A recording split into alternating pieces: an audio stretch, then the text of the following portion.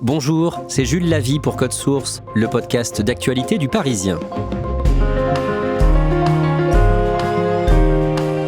Le 13 novembre, l'édition de l'Oise du Parisien a fait le portrait d'un homme de 55 ans qui a survécu au massacre de sa famille en octobre 1983 dans le département de l'Oise à Saint-Martin-le-Neu. Pendant des décennies, cet homme, Jean-Yves Labrousse, a enfoui en lui ce drame qui le hantait et il a finalement décidé d'en faire un livre en 2023, livre coécrit avec sa fille, Camille Labrousse, à qui il n'avait jamais parlé de cette histoire jusqu'à ses 21 ans. Ils témoignent tous les deux aujourd'hui dans Code Source au micro d'Ambre Rosala. Attention, malgré notre travail de montage, cet épisode de Code Source peut heurter votre sensibilité.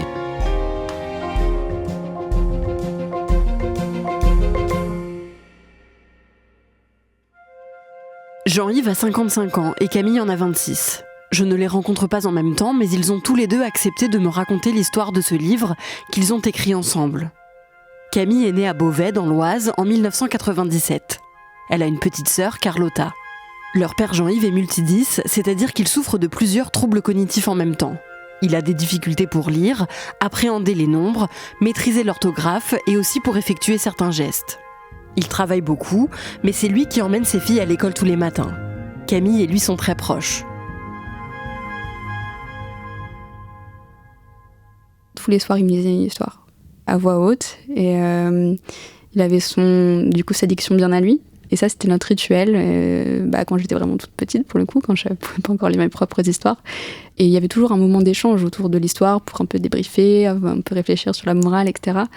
Et donc ça c'était des super beaux moments, toujours autour de la culture. Le week-end il nous amenait toujours au musée, on allait en vacances, c'était même plutôt un marathon de musée que des vacances, mais donc on avait vraiment cette relation autour de la découverte et de l'échange. On parlait mais vraiment de tout, quoi, d'argent, de politique, de tous les sujets qui peuvent être tabous dans notre famille. Et ça, c'était une relation très très ouverte avec mon papa. La seule chose dont il ne parle jamais, c'est de la famille de son père. Camille n'en sait presque rien. Elle côtoie ses grands-parents paternels, mais la petite fille ne sait pas que ceux qu'elle appelle papy et mamie ne sont en vérité pas les parents biologiques de Jean-Yves. Et il ne lui parle jamais de son enfance. Régulièrement, Camille rend visite à son arrière-grand-mère paternelle. Et quand elle a 8 ans, elle remarque chez elle une vieille photo sur laquelle elle reconnaît son père quand il était enfant. Chez mon arrière-grand-mère, il y avait un énorme tableau avec mon père et des gens inconnus autour. Et donc forcément, quand j'ai commencé à être en âge de raison, j'ai posé des questions. C'est qui ces gens ? Et là, on m'a dit, un petit peu dans la panique, c'est les parents de papa. Ok, mais du coup, c'est qui les parents de papa si j'ai déjà des papy-mamies ? Et là, on m'a dit, non, en fait, les papy-mamies que toi tu appelles papy-mamie, en fait, c'est des tuteurs qui ont accompagné ton père quand il a perdu sa famille. Mais il a perdu sa famille comment ?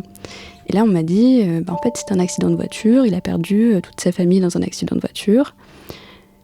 Alors, j'essaie de comprendre pourquoi mon père, lui, il est toujours là, alors que tous les gens sur la photo, ils ont disparu. On me dit que, selon l'interlocuteur à qui je pose la question, parfois c'est parce qu'il n'était pas monté dans la voiture, parfois c'est parce que il s'est sauvé, il a réussi il était le seul rescapé de l'accident.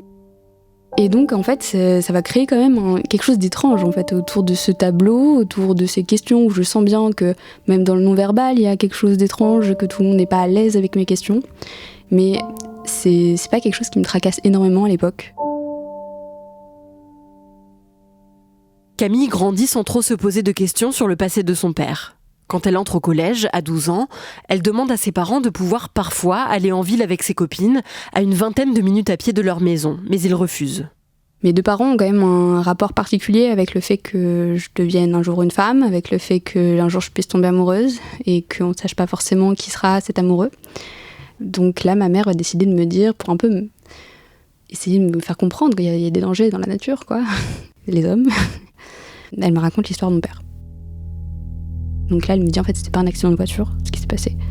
Et elle me dit, en fait, ton père, il avait toute une famille, sa grande sœur, elle sortait avec un garçon, et ce garçon a décidé de tuer toute la famille à un moment où la grande sœur a voulu le quitter. Et je me dis, mais alors ça veut dire que tomber amoureuse, ça peut tuer ? J'ose pas en parler à mon père, parce que c'est le sujet dont il m'a jamais parlé. Il m'a jamais parlé de ses parents, il m'a jamais rien dit. Et donc, quand ma mère va me raconter l'histoire, Je vais pas oser aller voir mon père parce que j'ai peur de réouvrir une blessure à ce moment-là. Je sais pas comment aborder la question. Camille ne pose aucune question à son père. En octobre 2012, quand elle a 15 ans, ses parents lui annoncent qu'ils divorcent. Jean-Yves quitte sa femme pour une autre. À partir de ce moment-là, les relations se tendent entre Camille et son père, et elle reste vivre avec sa mère et sa sœur.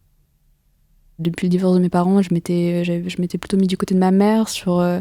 J'avais très peu d'échanges avec mon père. J'avais pas forcément suivi ses choix, j'avais pas forcément accepté. Et donc de mes 16 ans à mes 22 ans, j'étais plutôt en froid. Pendant toute sa scolarité, Camille est une excellente élève. Elle obtient son bac en 2015 et elle intègre l'année d'après une classe préparatoire littéraire dans un grand lycée parisien. En 2018, elle termine 2 années de prépa très difficiles. Avant, j'étais toujours une très bonne élève. Là, avec le monde, l'arrivée dans une prépa parisienne, c'est beaucoup plus dur. Et puis moi, j'ai l'impression d'être au bout du rouleau, alors que et dans ces moments-là, je me dis, mais en fait, mon père s'est réveillé un matin tout seul, sans plus personne, et moi, je me permets de me dire que juste la prépa, c'est un truc affreux et que j'arrive pas à survivre à ça, quoi. Et donc, je me suis dit, mais en fait, il faudrait vraiment que je lui parle, parce que je pense qu'il a tellement de choses à me transmettre sur une force de vie, en fait, que je n'ai pas et que je voudrais qu'il m'inculque. Et donc un soir, je veux dire, j'aimerais qu'un jour on en parle. C'est une invitation, je sais pas trop comment le dire. À ce moment-là, ce qui me manquait, c'était de comprendre comment mon père avait survécu. Ce soir de 2018, Jean-Yves Labrousse décide de raconter à sa fille ce qui est vraiment arrivé à sa famille et comment il a réussi à se reconstruire.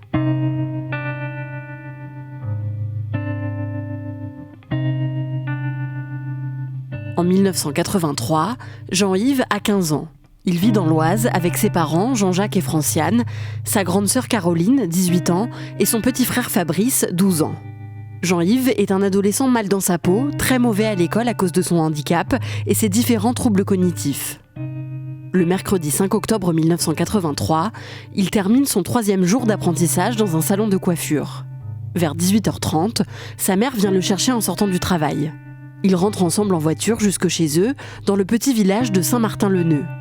Dans la maison familiale, Jean-Yves retrouve son père, sa grande sœur et son petit frère. Mais il est surpris d'y voir aussi Pascal, l'ancien petit ami de Caroline. Pascal, c'est l'ancien petit copain de ma sœur. Ils se sont séparés il y a 2 mois. Il est apprenti charcutier au village et on ne comprend pas pourquoi il est là. Et il y a Caroline qui descend les escaliers, elle devait finir de préparer quelque chose en cuisine, et elle nous dit, il y a Pascal, son ex-petit copain, qui s'est proposé de préparer à manger pour ce soir, et donc elle explique que ça évitera maman ça permettra de se reposer en tout cas, de passer une bonne soirée. Donc maman est surprise, mais puisque Caroline lui dit, elle a confiance en sa fille, donc elle invite cet apprenti charcutier à rester à manger, puisqu'il avait préparé à manger, et il décline, il dit non, j'ai une autre invitation, j'ai un autre rendez-vous, et je vous remercie, mais je peux pas rester. Bon, d'un côté, comme la séparation avait été compliquée, elle est contente, elle se débarrasse une sorte de fardeau, d'un pot de colle, on va dire. Le repas se passe bien. Je raconte mais ce que j'ai fait la journée, et chacun y va de son anecdote, de sa journée, et ça se passe plutôt bien jusqu'au moment où mon papa est pris de fatigue, malaise, c'est pas son genre. Donc il va avoir ce malaise et ça lui ressemble pas du tout. Et là, maman va dire ces mots qui sont assez surprenants. Je comprends pas pourquoi elle dit ça d'ailleurs. Elle dit Pascal nous a drogués. Et là, je comprends pas. Et après, chacun, notre tour, on est pris de fatigue. Donc la soirée c'est courte et chacun rejoint sa chambre. Je vais m'endormir et je suis réveillé dans la nuit. Je sais pas à quelle heure il est. Je me réveille, blackout. Pas de lumière, pas un bruit. Je suis engourdi dans mon corps. Bon, je me lève, je réussis à traverser la chambre que je partage avec mon frère. Je me retrouve dans le couloir. Là, dans le couloir, j'entends une respiration bestiale. Je comprends pas. Et là, dans le noir, je vois quelque chose qui brille. Je n'arrive pas à déterminer ce que c'est. Donc, je me dis, est-ce que je rêve ? Et là, je me fais poignarder. Je vacille sous le choc et la douleur. On m'assène un autre coup, 2e coup, 3e coup, il atteint la cuisse, et on me laisse pour mort. On me laisse pour mort, par terre. Je vais me réfugier à l'étage, j'essaie de pas respirer. Je vais entendre ma sœur se faire massacrer. Je vais entendre quelqu'un lui parler. C'est une voix que je connais. Je vais m'évanouir. Je vais me réveiller et je vais me dire faut que tu bouges parce que peut-être que tu as été repéré là. Je vais me cacher dans les combles qui sont pas terminés. Et là, j'entends mon petit frère, Fabrice. Ça venait du rez-de-chaussée. Et mon petit frère Fabrice, il supplie Pascal. Il dit Pascal, ne me tue pas. Et des coups. Et plus rien, je m'évanouis. Et quand je me réveille à cause de la fumée. Et là, ça pique les yeux, j'ai du mal à respirer. Je me dis, il faut que tu partes parce que là, c'est dangereux parce que il y a l'assassin qui est là et en plus, la maison brûle. Je descends les escaliers, en face à un brasier. Et là, comble de l'horreur, je me rends compte que maman est en train de brûler dans les flammes. Et là, je vacille sous l'horreur. Je trébuche dans le corps de mon petit frère. Et la porte est ouverte et je me trouve dehors. Jean-Yves sort tant bien que mal de la maison. Il a le ventre ouvert. Il se dirige vers le domicile de ses grands-parents maternels, qui habitent à quelques mètres de là, dans la même rue. Il découvre alors 2 corps au sol, sur la chaussée. Ses grands-parents ont eux aussi été tués à coups de couteau. Ils étaient en train de se rendre chez Jean-Yves, car sa mère les avait alertés par téléphone avant son décès. Puis, Jean-Yves aperçoit son oncle qui habite tout près. Il est en train de parler à Pascal Dolic, le meurtrier, qui essaye de faire croire que c'est le père de famille qui a tué tout le monde. Jean-Yves intervient, puis il s'évanouit. Il se réveille quelques heures plus tard, le 7 octobre 1983, dans une chambre d'hôpital. Je me retrouvais avec un pansement et je me disais pourquoi j'ai ce pansement sur le ventre. Qu'est-ce que j'ai fait comme bêtise ? Mais ma grand-mère paternelle qui est là, je lui pose comme question comment vont papa, maman ? Il me dit mais ils vont bien, ils arrivent. Et je me rassure, je me dis, parce que j'ai des flashs, comme je suis dans le déni, je me dis ce que j'ai vu, c'est pas la réalité. C'est un cauchemar. Je suis très fatigué. Dans la journée, je vais avoir pas mal de périodes de sommeil. Et à chaque fois, dans ces périodes de sommeil, j'imagine retourner dans la maison et retrouver mes parents par le biais d'une trappe, d'une cachette, de retrouver ma famille saine et sauve, les prendre dans mes bras et passer un moment heureux ensemble. Sauf qu'à la fin de la journée, je me rends compte à l'évidence que tout ça, ce ne sont que des rêves. Une main lourde va frapper à la porte, 2 gendarmes vont rentrer et au travers de leurs questions, je me rends compte que ce que j'ai vécu était malheureusement la triste vérité. Les gendarmes entendent Jean-Yves et placent Pascal Dolic en garde à vue. Il avoue tous les crimes et il est placé en détention provisoire. Jean-Yves a été poignardé plusieurs fois au ventre, mais par miracle, aucun organe vital n'a été touché. Il est opéré de ses blessures et il s'en sort. Pendant les mois de convalescence, les flashs de cette nuit d'horreur se multiplient.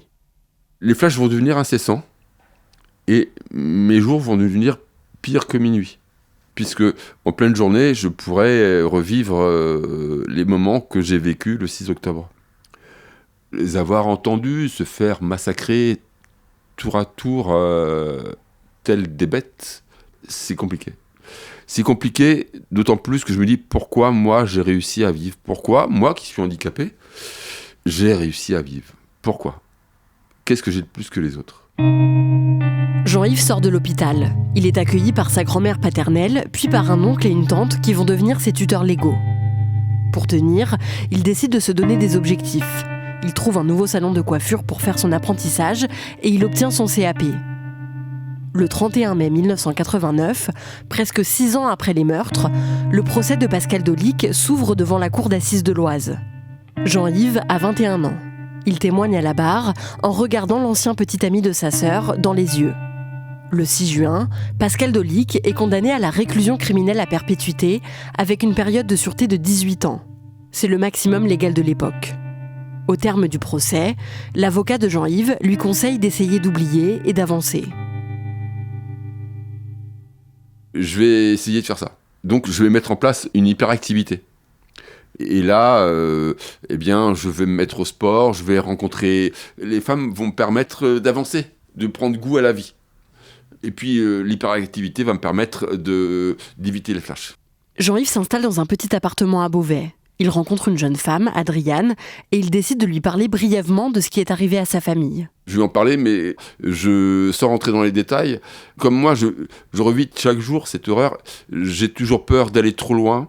Et je vis un moment qui est assez heureux, donc j'ai pas envie de gâcher ça, par ce côté horrible de ce que j'ai vu et vécu cette nuit-là. Ils se marient en 1994.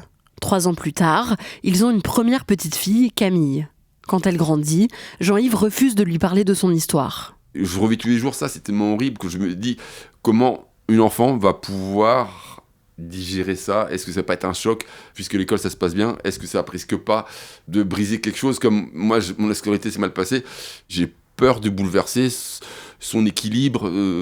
C'est une petite fille qui est heureuse, qui va bien, qui est contente d'aller à l'école, d'apprendre.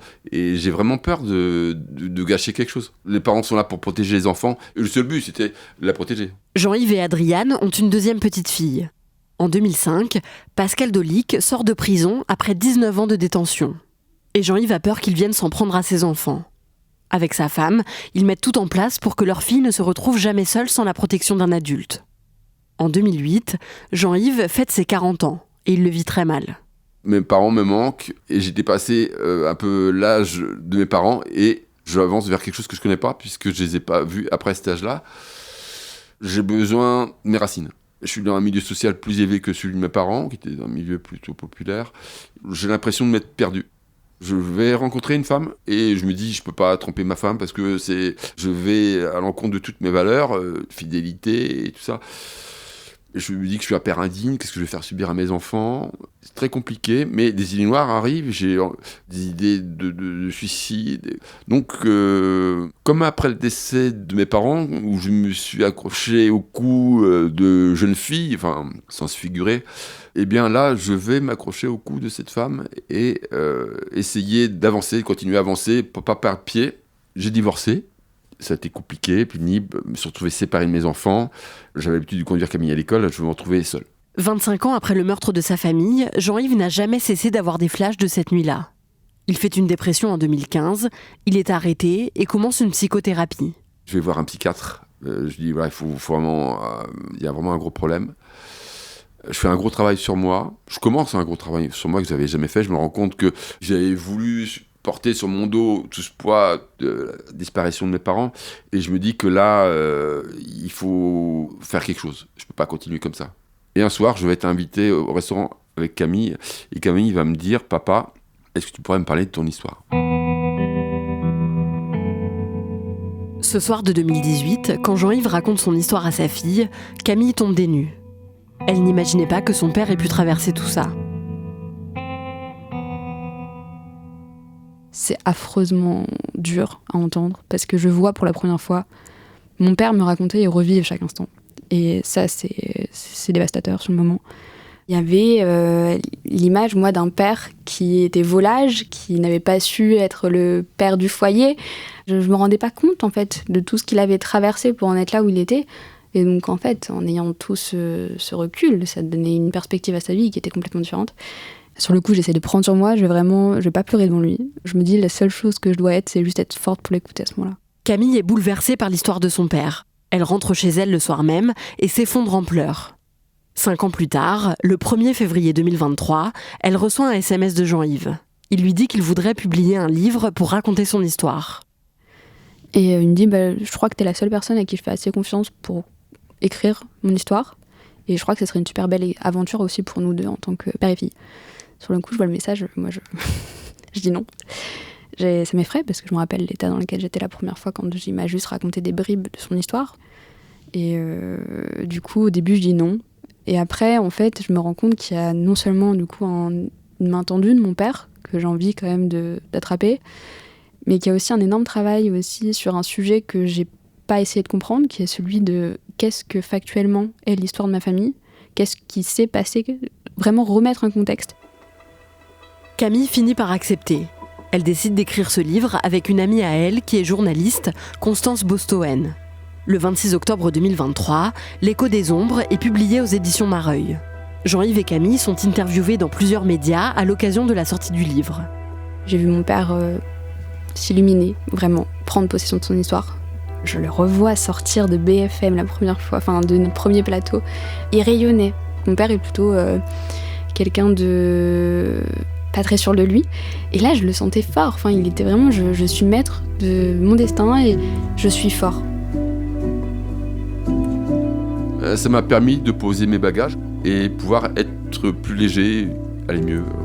Ça a permis d'accueillir les flashs, de les accueillir, que ce ne soit plus une terreur. Quand je les vois, je dis bonjour maman, bonjour Fabrice, bonjour Caroline. Il y a eu un côté thérapeutique. Ce livre, c'est l'histoire d'un papa qui veut transmettre son histoire à sa fille afin qu'elle puisse connaître ses racines pour pouvoir construire sa vie d'adulte. Ça a permis de se comprendre mieux. Oui, bien sûr, ça a permis de se comprendre, de se rapprocher un peu, bien sûr. Il y a ce « je te comprends » qui est dans notre regard et dans nos mots. Et ça, c'est fort aussi entre nous.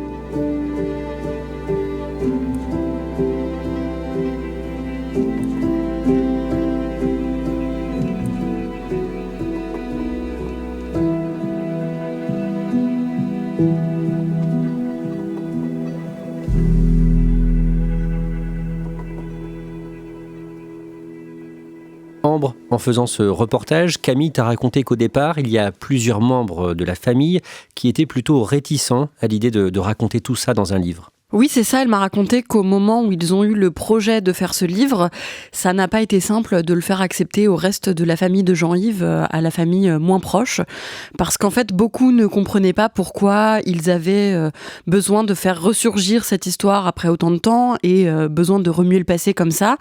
Et beaucoup aussi avaient peur qu'avec ce livre, Pascal Dolic, le meurtrier, s'en prenne à Jean-Yves ou à sa famille.